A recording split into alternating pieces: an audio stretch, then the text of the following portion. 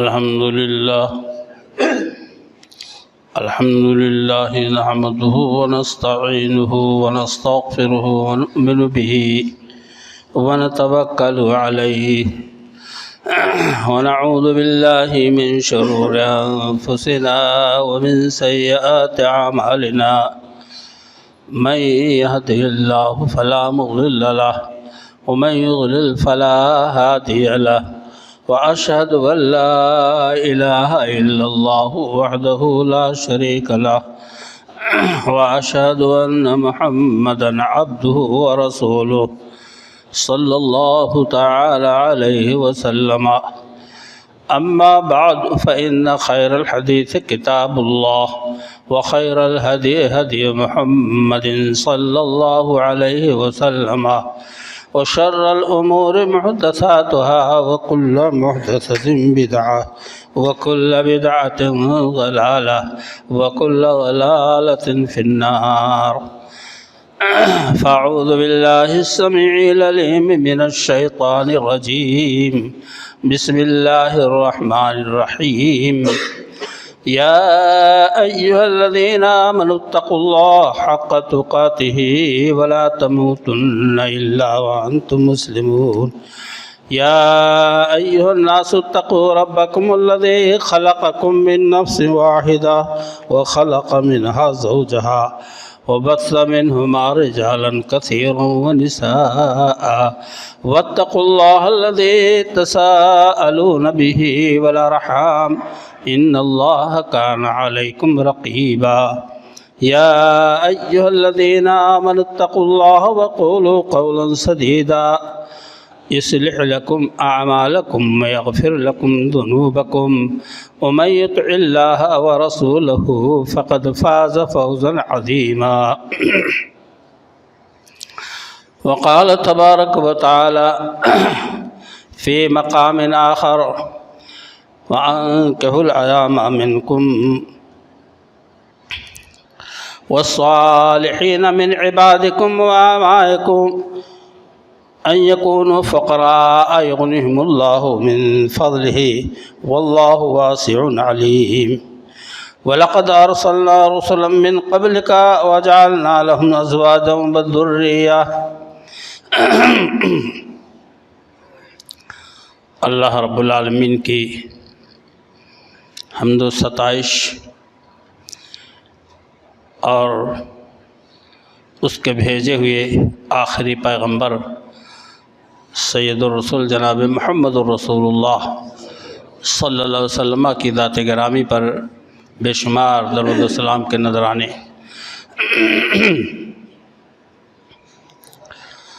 حاضرین گرامی، میں نے پہلے ان 3 آیتوں کی تلاوت کی جنہیں اللہ کے رسول جناب محمد الرسول اللہ صلی اللہ علیہ وسلم بڑے اہم مسائل میں آپ تلاوت فرمایا کرتے تھے،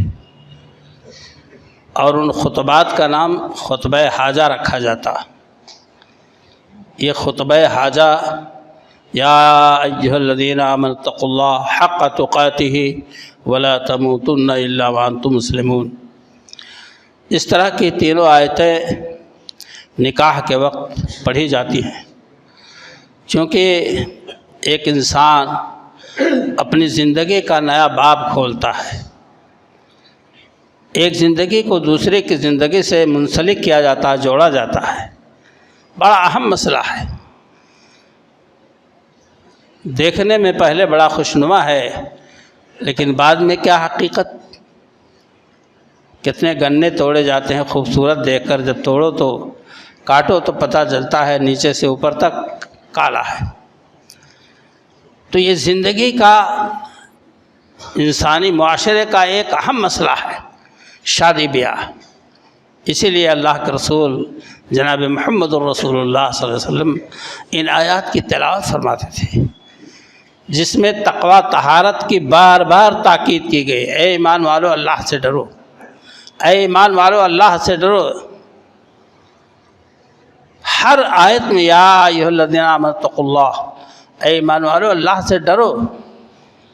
مسائل ہوں گے آپ کے سامنے، رشتے ناتے ہوں گے، ان کے حقوق کے تقاضے ہوں گے، آپ اس کو کہاں تک پورا کر پائیں گے کہ نہیں کر پائیں گے، اس میں اللہ کا خوف اگر مد نظر ہے، تقویٰ، تو سب آسان ہو جائے گا انشاءاللہ۔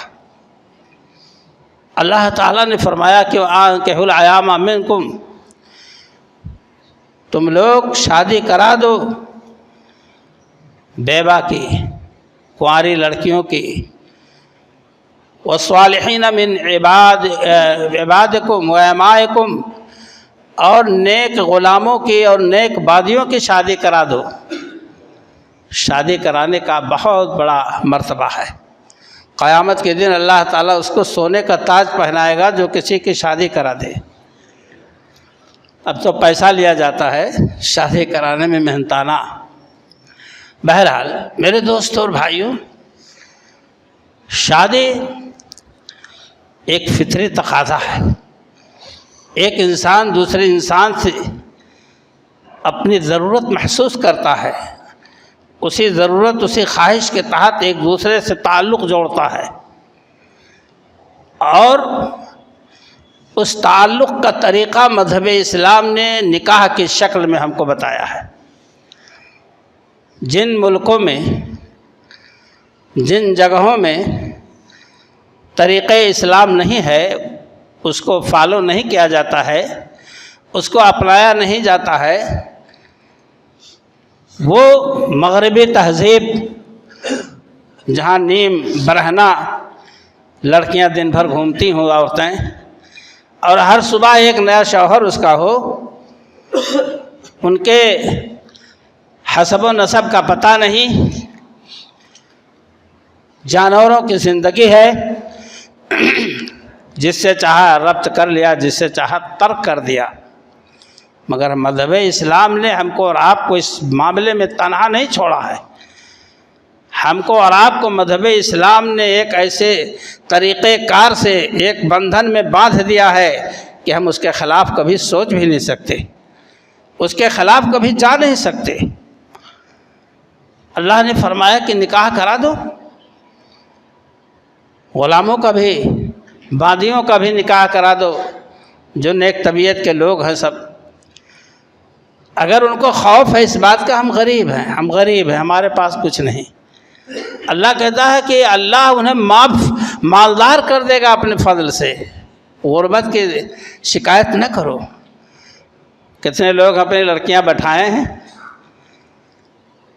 40 سال ہو جائے عمر، 45-50 سال ہو جائے لڑکوں کا، لڑکیوں کا، کوئی پرواہ نہیں، کوئی ذمہ داری نہیں۔ میرے دوستوں اور بھائیوں، غربت اور تنگ دستی، اگر ہمارے پاس تقویٰ ہے، ہمارے پاس دینی مسائل ہیں، تو ہم غربت اور تنگ دستی کو کبھی نہیں اہمیت دیں گے۔ ہم اللہ کے احکامات کی تعمیل کریں گے، ارشاد رسول صلی اللہ علیہ وسلم کے فرمودات پر ہمارا عمل ہوگا۔ آپ صلی اللہ علیہ وسلم نے فرمایا، یا معاشر شباب من استطاع منکم الباءۃ فلیتزوج فإنہ اغض للبصر واحسن للفرج فإن لم يستطع فعليه بالصوم فإنه له وجاء، بخاری شریف۔ اے جوانوں کی جماعت، اگر تمہارے پاس طاقت ہے، بیوی کا نان نفقہ، خرچہ، رہنے کی جگہ، دوا علاج، خواہشات کی تکمیل کی طاقت ہے تو قطعی شادی کر لو۔ فلیتزوج، چاہیے کہ قطعی طور سے شادی۔ فإنہ اغض للبصر، ان نگاہ کو پست کرنے والی ہے، چکر مکر نہیں، ادھر ادھر نہیں نظر جائے گی۔ وأحسن للفرج، شرمگاہ کی حفاظت کا سب سے بہترین ذریعہ، عزت آبرو کی حفاظت کا ذریعہ ہے آپ کی، آپ کے ازواج کی۔ اور اگر کسی کے بس میں نہیں ہے کہ ہم نہیں حق ادا کر پائیں گے، تو وہ روزہ رکھے۔ تدبیر ہے اسلام کی کہ روزہ رکھے، فإنہ لہ وجاء، اس کے شہوت کو توڑنے والا طریقہ روزہ ہے، صوم۔ میرے دوست اور بھائیوں، شادی ایک ایسی چیز ہے کہ ایک انسان دوسرے انسان سے، مرد عورت سے، لڑکا لڑکی سے شریعت اسلامیہ کے مطابق سے جو ہے رشتہ جوڑتا ہے، وہ ایک عہد و پیمان ہوتا ہے، ایک عہد و پیمان ہوتا ہے۔ اللہ نے اسے میثاق غلیظ سے تعبیر کیا ہے، بہت زبردست عہد و پیمان۔ لڑکا کہتا میں نے قبول کر لیا اتنے مہر کے بدلے علاوہ نفقہ کے فلاں کی بیٹی کو، تو یہی نہیں قبل تو کہہ دیا تو معاملہ بس پورا ہو گیا۔ وہ پورے اخراجات، پوری ذمہ داری وہ نبھائے۔ اور عورت نے بھی عہد و پیمان کیا ہے، ایجاب و قبول کرایا گیا ہے، رضامندی لڑکے کی لی گئی ہے کہ ہم اپنے شوہر کے وفادار ہوں گی، اس کے حکم کی اطاعت کریں گی، اس کی مرضی کا خیال رکھیں گی، اور تا دم حیات ہم اپنی طرف سے ان پر آنچ نہیں آنے دیں گے، ضرورت سے زیادہ ان پر بوجھ نہیں ڈالوں گی۔ یہ بہت بڑا عہد و پیمان ہے، میثاق غلیظ ہے اللہ کی طرف سے، ایک شوہر کا ایک بیوی کے لیے، ایک بیوی کا ایک شوہر کے لیے۔ میرے دوستوں اور بھائیوں، ضرورت سے زیادہ اگر عورتوں نے شوہروں پر ذمہ داری ڈالی، ٹینشن ہو جائے گا، کہاں سے لائیں، کہاں سے کمائیں، کیا کھلائیں، کیا پہنائیں۔ اور اگر صابرہ شاکرہ ہے، صالحہ ہے، نیک ہے، تو آپ کے ایمان میں مددگار ہوگی۔ غم نہ کریں ہم ایک ٹائم بھوکے رہ لیں گے، موٹا جھوٹا پہن لیں گے، شوہر کے لیے باعث تسکین ہوگی وہ۔ میرے دوستوں اور بھائیوں، نیک بیوی اسی طرح سے ہوا کرتی ہے۔ اللہ کے رسول صلی اللہ علیہ وسلم نے فرمایا کہ 4 چیزیں جن کو مل جائیں وہ بہت خوش نصیب ہیں۔ ایک تو آپ نے فرمایا کہ المرأۃ الصالحہ، نیک بیوی، والبیت الواسع، کشادہ گھر، والجار الصالح، نیک پڑوسی، والمرکب الحنی، اور نرم سواری، وفادار۔ گھوڑا چلتا تھا، اونٹ چلتے تھے، آپ کے زمانے میں ہاتھی گھوڑے سب چلے، وہ اتنے نرم مزاج ہوں، وفادار ہوں کہ آپ کو کہیں دقت نہ ہے۔ آج تو نرم سواریاں سب کے گھر ہیں، انووا چلی آ رہی ہے اور بڑی بڑی گاڑیاں، اس سے نرم سواری اب کہاں پائیں گے آپ، لیکن وہ ایسی ہو کہ منزل تک پہنچا بھی دے۔ یہ اللہ کے رسول صلی اللہ علیہ وسلم نے فرمایا کہ اس کی خوش نصیبی ہے کہ اس کو 4 چیزیں دنیا میں حاصل ہیں۔ آپ نے فرمایا دنیا کلھا متاع وخیر متاع الدنیا وخیر متاعها المرأۃ الصالحہ اذا نظر الیہا سرتہ وَإِذَا أَمَرَهَا أَطَاعَتْهُ اور وَإِذَا غَابَ عَنْهَا حَفِظَتْهُ مِنْ مَالِهِ وَأَهْلِهِ۔ جب آدمی اس پر نظر ڈالے، نیک عورت پر، تو اس کو خوش کر دے۔ کیا بات ہے، خیریت ہے؟ کچھ کہنا چاہتے ہیں؟ کچھ میں لے کے آؤں پانی دانا؟ طبیعت اس کی خوش ہو گئی، حکم دے تو فوراً عمل کرے، اور جب اس کی نظروں سے اوجھل ہو جائے، آج کل تو عام بات ہے، سعودیہ سے 2 سال نہیں آئے، 3 سال نہیں آئے، 4 سال نہیں آئے، الیاذ باللہ، بیوی کے حقوق سے بے خبر لوگ۔ بہرحال تو غائب ہو جائے، نظروں سے اوجھل ہو جائے، کھیتی میں چلا جائے، دکان میں چلا جائے، اب وہ اپنے نفس کی حفاظت کرے، کسی غیر کو اپنے گھر میں گھسنے نہ دے، اس کے مال کی حفاظت کرے، اور اس کے بال بچوں کی دیکھ ریکھ کرے۔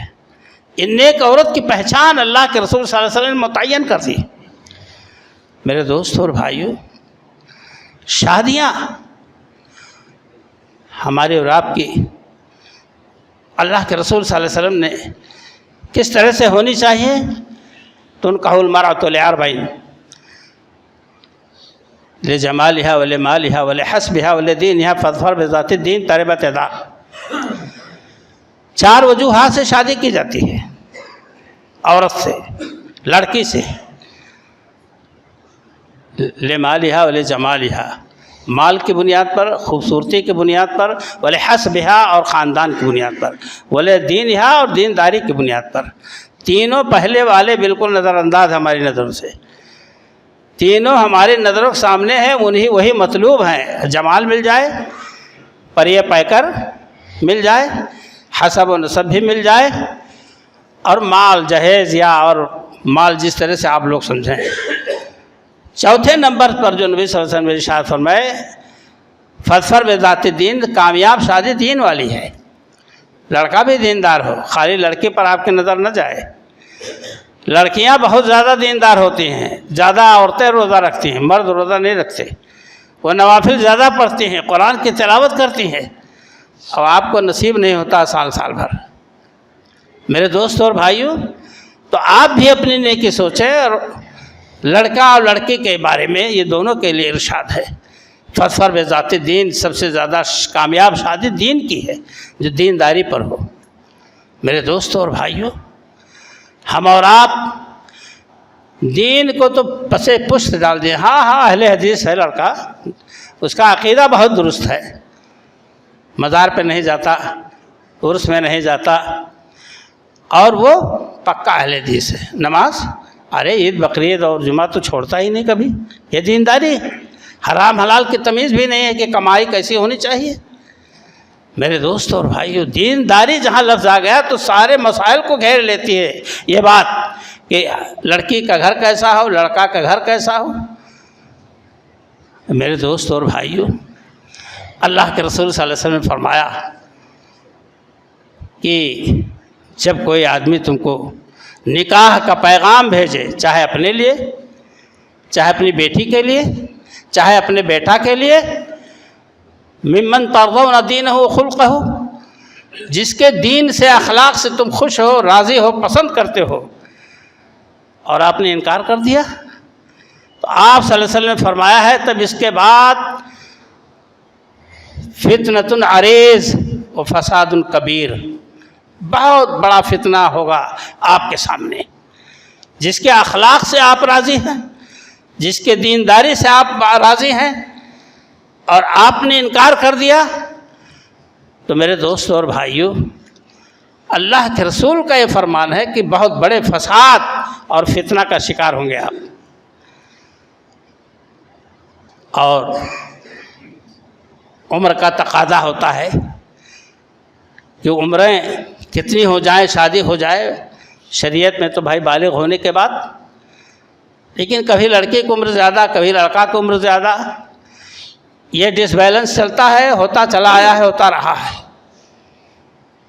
حضرت جابر رضی اللہ تعالیٰ عنہ سے حضور اکرم صلی اللہ علیہ وسلم نے پوچھا کہ آپ نے شادی کر لی؟ تو عرض کیا اللہ کے رسول صلی اللہ علیہ وسلم میں نے شادی کر لی ہے۔ کیا آپ نے شادی باکرہ سے کی ہے کہ سیبہ سے؟ باکرہ کہتے ہیں کنواری کو، کنواری لڑکے، اور سیبہ کہتے ہیں جو شوہر دیدہ ہے، شادی ہو چکی تھی، شوہر کے پاس جا چکی تھی، شوہر شہید ہو گیا یا شوہر کا انتقال ہو گیا یا تو طلاق دے دیا، تو وہ شوہر دیدہ ہے، اسے سیبہ کہا جاتا ہے، سے سیبہ۔ حضرت جابر نوجوان آدمی تھے، آپ سے عرض کیا میں نے سیبہ سے شادی کی ہے، جس کی شادی پہلے ہو چکی تھی۔ آپ صلی اللہ علیہ وسلم نے یہ بھی فرمایا کہ کیوں نہیں آپ نے کنواری لڑکی سے شادی کی، آپ اس کے ساتھ ملاعبت کرتے، کھیل کرتے، وہ تمہارے ساتھ کھیل کرتی، چغل بازی کرتی۔ اے اللہ کے رسول صلی اللہ علیہ وسلم، میرے والد جنگ میں شہید ہو گئے، انہوں نے 6 بیٹیاں چھوڑی، 6 بیٹیاں جو چھوٹی چھوٹی ہیں، کچھ چھوٹی کچھ بڑی ہیں۔ اب ان کی زندگی کا مسئلہ میرے سامنے تھا، کون دیکھ ریکھ کرے گا، کون بال سنوارے گا، کون کنگھی کرے گا، کون آداب زندگی سکھائے گا۔ تو میں نے اپنے بہنوں کی رعایت میں ہم نے سیبہ سے شادی کی۔ آج جو لوگ اپنے بہنوں کو نظر انداز کرتے ہیں شادی کے بعد کہ بیوی ہماری راضی نہیں ہے کہ ہمارے گھر تمہارے بھائی بہن باپ چچا ماموں آئیں، اپنے لیے تو دروازہ تو کھولے رکھتے ہیں 24 گھنٹے کہ ہمارے گھر کے مائکا کے سبھی لوگ آئیں، کتا بھی چلا ہوئے تو اس کا پیر چوم لیں گے۔ لیکن حضرت جابر رضی اللہ عنہ کی سوچ پر قربان جائیے کہ معصوم بہنوں کے خاطر میں نے سیبہ سے شادی کی ہے تاکہ ہماری بہنوں کے حفاظت دیکھ ریکھ وہ قاعدے سے کر دیں۔ میرے دوست اور بھائیوں، صحابہ کرام کے صحابیات رضی اللہ عنہن کے حالات زندگی کا مطالعہ کریں۔ آج تو شادی کی جاتی ہے، کہاں زیادہ آرام ملے گا، آشائش عیش جہاں کا دوام کہاں حاصل ہوگا میرے بچی کو، وہیں چلو بیاہ دو۔ ایک ہی لڑکا ہو تو زیادہ بہتر ہے، نربنس نہ ہو، بنس رہے، لیکن یہ ہے کہ ایک ہی لڑکا ہو، 2 لڑکا ہو، زیادہ زیادہ جائیداد لمبی چوڑی ہو، بقیہ کچھ بھی ہو۔ اللہ اکبر۔ اللہ کے رسول جناب محمد رسول اللہ صلی اللہ علیہ وسلم کی زندگی کے حالات کا جائزہ لیں۔ جب فتوحات بڑھی، مال غنیمت آنے لگا، انصار و مہاجرین کی عورتوں نے تھوڑا کھان پان اچھا کر لیا، اللہ نے دیا، زندگی بھر کی قربانیوں کا صلہ بدلہ اللہ تعالیٰ نے دنیا میں دیا، آرام و عشائش کا موقع۔ ازواج مطہرات بھی انسان ہی تھی، آپ صلی اللہ علیہ وسلم سے اکٹھا ہو کر کے، گھیر کر کے، کھڑی ہو کر کے عرض کیا، اللہ کے رسول صلی اللہ علیہ وسلم ہمارا نفقہ اور زیادہ کیجیے، کھانے پینے پہننے میں دشواریاں ہو رہی ہیں۔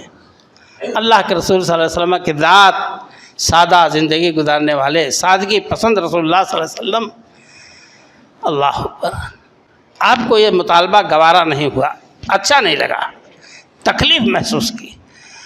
آپ نے سنا کہ بی بی فاطمہ رضی اللہ عنہ نے عرض کیا، ابا جان ایک خادم دے دیجئے، یہ ہاتھ میں گھٹا پڑ چکا ہے، پانی کا گھڑا کھینچتے اور لاتے، یہ کولہے پر رکھ کر لاتے، یہ کالا اور سیاہ ہو گیا ہے، ایک خادم مل جائے تو مجھے بھی آرام مل جائے۔ آپ نے فرمایا، بیٹی فاطمہ، ہر فرض نماز کے بعد 33 بار سبحان اللہ، 33 بار الحمدللہ، 34 بار اللہ اکبر کو پڑھو، اس خادم سے یہ بہتر ہے کہ تم کو اللہ تعالیٰ وہاں خادم دے دے۔ آپ نے تعلیم دی خاندان والوں کو، دنیا داری کی نہیں، آخرت کی، فکر آخرت کی تعلیم دی۔ حضرت علی رضی اللہ تعالیٰ نے مطالبہ کیا کچھ مال کا، تو آپ نے کہا، دیا کچھ، اور اس کے بعد ایک آدھ روز کے بعد کہا، وہ پتھر پہ کھڑے ہو کر کے گھام میں، دھوپ میں مجھے حساب دو۔ کھڑے ہو گئے، اب پیر اٹھا رہے ہیں، رکھ رہے ہیں، پتھر جل رہا ہے۔ تو کہا، اے علی، اس تھوڑے سے مال میں آپ کو اتنی تکلیف ہوئی، حساب دیتے ہو، قیامت کے میدان محشر میں کیا حال ہوگا؟ مال کا مطالبہ مت کرو۔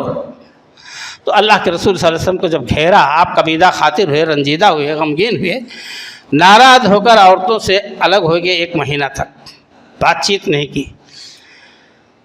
اس کے بعد اللہ تعالیٰ نے حل نکالا، یا ایھا النبی قل لازواجک ان کنتن تردن الحیاۃ الدنیا وزینتها فتعالین امتعکن واسرحکن سراحا جمیلا وان کنتن تردن اللہ ورسولہ والدار الآخرۃ اعد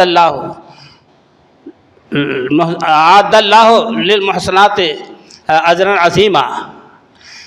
اللہ نے کہا اس کے بعد کہ اے نبی، عورتوں کو اکٹھا کر کے پوچھئے ان سے کہ اگر تم کو دنیا کی زندگی کا مزہ چاہیے، ان تردنا حیات الدنیا و زینتہا، اس کی زیب و زینت، سرسبزی، شادابی، کہ ہم چاہتے لہکتے مہکتے رہیں، تو آؤ فتعالین امتعکن، آؤ میں تھوڑا موڑا سامان دے کر تم کو طلاق دے دوں، جاؤ اپنا راستہ لو۔ اور اگر تم کو اللہ اور اس کے رسول اور آخرت کا گھر پسند ہے تو اللہ نے تمہارے لیے اجر عظیم تیار کر رکھا ہے۔ اوہو، اللہ نے فیصلہ کر دیا ازواج مطہرات کے لیے۔ آپ نے فرمایا، اے ہماری بیویوں، تمہیں اختیار دیا اللہ تعالیٰ نے، چاہے ہمیں پسند کر لو، چاہے دنیا پسند کر لو، جاؤ اپنے ماں باپ سے، حضرت عائشہ رضی اللہ عنہ سے سب سے پہلے آپ نے فرمایا جاؤ اپنے ابا اماں سے پوچھو، رائے لو کیا کہتے ہو۔ کہا اللہ کے رسول صلی اللہ علیہ وسلم اس مسئلے میں ہم ماں باپ سے رائے لینے جائیں گے تب تو بیکار ہے، ہم آپ کو اللہ اس کے رسول کو پسند کرتے ہیں، آخرت ہمیں پسند ہے، ہمیں دنیا داری نہیں پسند ہے۔ سب عورتوں نے یہی جواب دیا، سب ازواج مطہرات امہات المومنین نے یہی جواب دیے کہ اے اللہ کے رسول صاحب ہم آپ کو چھوڑ کر نہیں جائیں گے، ہمیں آپ پیارے ہیں۔ آج غیر مسلم سے دوستی کیا لڑکیوں نے، بلڈنگیں کھڑی ہیں، کاروبار ملیں چل رہی ہیں، بڑا ہی مزہ آئے گا، بڑی عیش کی زندگی ہوگی، مسلم لڑکیاں فرار ہونے لگیں غیر مسلم لڑکوں کے ساتھ۔ اللہ اکبر! صرف دنیا کی لذت کے حصول کے لیے، آرام و آشائش دنیا کے لیے انہوں نے آخرت کو پیچھے ڈال دیا۔ اللہ کا کلام وَلَا تُنْكِحُوا الْمُشْرِكَاتِ حَتَّى يُؤْمِنْ وَلَعَبْدٌ مُؤْمِنَةٌ خَيْرٌ مِّن مُشْرِكَةٍ وَلَوْ أَعْجَبَتْكُمْ۔ اے ایمان والو تم مشرکہ عورتوں سے شادی نہ کرنا، تمہارے لیے اگر نہیں ہے پیسہ روپیہ اور نہیں ہے دولت آزاد عورتوں سے شادی کے لیے، تو باندی مومنہ ہو، نیک مومنہ صالحہ ہو، اس سے شادی کر لو، جائز طریقہ۔ تمہارے لیے جائز نہیں ہے کسی مشرکہ عورت سے شادی، وَلَوْ أَعْجَبَتْكُمْ حُسْنُهُنَّ، چاہے ان کی خوبصورتی تم کو کتنی اچھی لگے، پریہ پیکر ہو، اللہ اکبر، مہوش ہو، پریہ پیکر ہو، چاہے جتنی خوبصورت ہو، مگر وہ جائز نہیں تمہارے لیے، وہ کافرہ مشرکہ ہے۔ آج کیا ہے؟ دینی تعلیم نہیں ہے، اسلام کی تعلیمات سے تعلق نہیں، تو جہاں سینگ سمایا وہیں جا کے چل پڑے، وہیں گھس گئے، حرام حلال کی تمیز نہیں۔ کتنی لڑکیاں لاکھوں کی تعداد میں ہندوستان میں غیر مسلم ہو چکی ہیں، اس لیے کہ ہمارے نوجوان، ان کے ذمہ داران جہیز کی لعنت میں مبتلا ہونے کی وجہ سے تیار ہی نہیں ہوتے غریب لڑکیوں کو اپنے عقد میں لے آئیں۔ اس کا وبال، اس کا گناہ پوری امت پر، افراد امت پر، لوگوں پر، سماج کے لوگوں پر ہے۔ ہم اور آپ غافل نہ بیٹھیں۔ شادیاں کہتے ہیں ہم جائیں گے ان کے گھر کہنے کہ بھیا ہماری بٹیا بیٹھی ہے شادی کر لو، ناک کٹ جائے گی۔ حضرت عمر رضی اللہ عنہ کی بیٹی حفصہ بیوہ ہو گئی، حضرت خنیس غالباً ہے، ان کی شہادت ہو گئی۔ اب فکر ہوئی باپ کو فکر ہونی چاہیے کہ بیٹی کی شادی کہاں کی جائے۔ سوچتے سوچتے ابو بکر عثمان کے پاس گئے۔ عثمان انی اريد ان انکحکا حفصہ بنت عمر، اے عثمان میں چاہتا ہوں کہ میں اپنی بیٹی حفصہ کا نکاح تم سے کر دوں، ان شئت اگر آپ چاہیں تو۔ انہوں نے کہا دیکھا جائے گا۔ بہت غصے میں آ گئے، میں پیش کر رہا ہوں اور یہ کہہ رہے ہیں اچھا سمجھیں گے دیکھیں گے۔ پھر کچھ دن کے بعد عمر فاروق کے پاس آئے، انہوں نے خاموشی اختیار کر لی اور بھڑکے اپنے دل کے اندر، کر کیا سکتے تھے کہ دو جگہ میں نے زبان دی اور دونوں نے خاموشی اختیار کی۔ کچھ دن کے بعد رسول اکرم صلی اللہ علیہ وسلم سے عقد ہو گیا حفصہ کا، ام المومنین حفصہ رضی اللہ عنہ کے لقب سے ملقب ہوئی۔ ابو بکر و عمر نے پوچھا،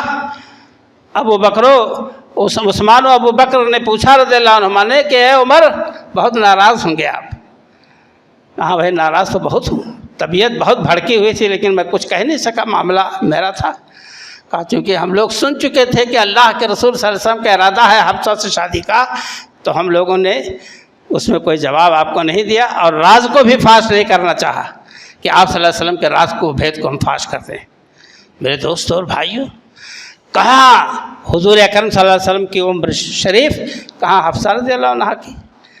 کہا بی بی خدیجہ کی عمر 40 سال، آپ کی عمر 25 سال، عمروں کا تفاوت تو سمجھ میں آتا ہے، لیکن یہ انا بنانا کہ میں اپنی انا کو کھونے جاؤں، کہ بیٹی کی شادی کے لیے ان سے وہ ان کی غرض ہو تو آ کے مجھ سے کہیں، یہ سب جاہلیت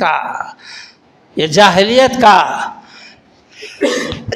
سایہ جو ہمارے سروں پر سوار ہے، اس کو اتار کے پھینکے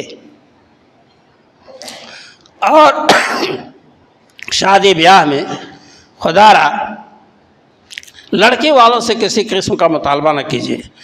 مطالبہ اس لیے کیا جاتا ہے، جہاں تک میرا خیال ہے، کہ جب لڑکے کو حصہ ہی نہیں دیں گے تو 10 کروڑ کی پراپرٹی ہے، 50 بیگھے کا مالک ہے، 100 بیگھے کا مالک ہے، تو وہ نہ دے سکے تو کم سے کم 1 کروڑ کا سامان اور نقد دے دیں۔ ارے بھائی وہ نہیں دیں گے، دینے کے بعد بھی حق نہیں ادا ہوگا، جائز نہیں ہے، یہ اس کا بدل نہیں ہو سکتا ہے، ایک تو ادھر گناہ ہے اور اس کا بدل بھی نہیں ہو سکتا ہے، کیونکہ مرنے کے بعد پراپرٹی میں لڑکی کا حصہ لگے گا۔ یہ اور بات ہے، ہم اور آپ حرام کی کھا رہے ہیں، توجہ نہیں دے رہے کہ ایک ہی ماں باپ سے دونوں پیدا ہوئے، اس کا شوہر مر گیا، بہن کا وہ کاسے گدائی لے کر گھومتی ہے، بابو بیٹی ایک شادی ہے دے دو، ہم لوگ بھوکے رہتے ہیں کچھ مدد کر دو، اور بھائیوں کو غیرت نہیں آتی، اگر دروازے پہ چلے جاؤ تو بھائی کا بھی سر بھاری ہو گیا اور بھائی کی بیوی کا تو حال ہی کچھ ہو جاتا ہے۔ برادران اسلام، مذہب اسلام نے کسی موضوع عنوان کو پیاسا نہیں چھوڑا ہے، تشنگی نہیں چھوڑی ہے کہ آپ کہیں اس مسئلے میں تھوڑا خامی ہے، نہیں، واضح ہوئی بات۔ صحابہ کرام کے عمل سے حضرت علی رضی اللہ عنہ کی شادی کا، بی بی فاطمہ کی شادی کا پیغام ابو بکر عمر دونوں نے دیا۔ آپ نے کہا ابھی فاطمہ چھوٹی ہیں، تھوڑی عمر بڑھے تو آپ سے حضرت علی رضی اللہ عنہ نے کہا اللہ کے رسول میرے ساتھ بیاہ دیجیے، آپ نے فوراً نکاح پڑھا دیا۔ شام ہوئی، حضور صلی اللہ علیہ وسلم نے بی بی فاطمہ کو لیا اور علی کو جا کے سونپا، کہا اکیلے نہ رہو، تمہاری شادی ہو گئی، میرے بال بچوں کے ساتھ رہو، لائیے کلیجہ کہیں سے۔ لڑکی 1-2 بچوں کی ماں ہو گئی، اور بھائی پر ذمہ داری ہے، جاؤ پہنچایا اور گاڑی لے کر، نہیں ان کی غرض ہوگی آئیں لے جائیں، ہم کیوں جائیں ناک کٹانے بہن کو لے کر کے حاضری دینے، کیا ہے۔ اور جن کے بچے جوان ہو گئے ہیں، لڑکیاں جوان ہو گئی ہیں، عمریں جا رہی ہیں، جب ان کی زندگیوں پر برف پڑ جائے گا، ٹھنڈی ہو جائے گی خواہشات، شادی کی تمنا ختم ہو جائے گی، تو آپ رشتہ ڈھونڈ کر کیا کریں گے؟ خدا نخواستہ اسی اثنا میں گناہ اگر ہو گیا تو ماں باپ کے اوپر اس گناہ کا حصہ آئے گا، کیونکہ وہی اصل جڑ ہے اس کو گناہ کی راہ پر لگانے کی۔ برادران اسلام، ہم اور آپ زندگی کے تمام مسائل میں، موت مٹی ہو، خوشی غمی ہو، ہم اللہ اور اس کے رسول کے فرمودات کو سامنے رکھیں، فکر کریں کہ لڑکوں اور لڑکیوں کی شادی کا مسئلہ، اور یہ ذہن میں نہ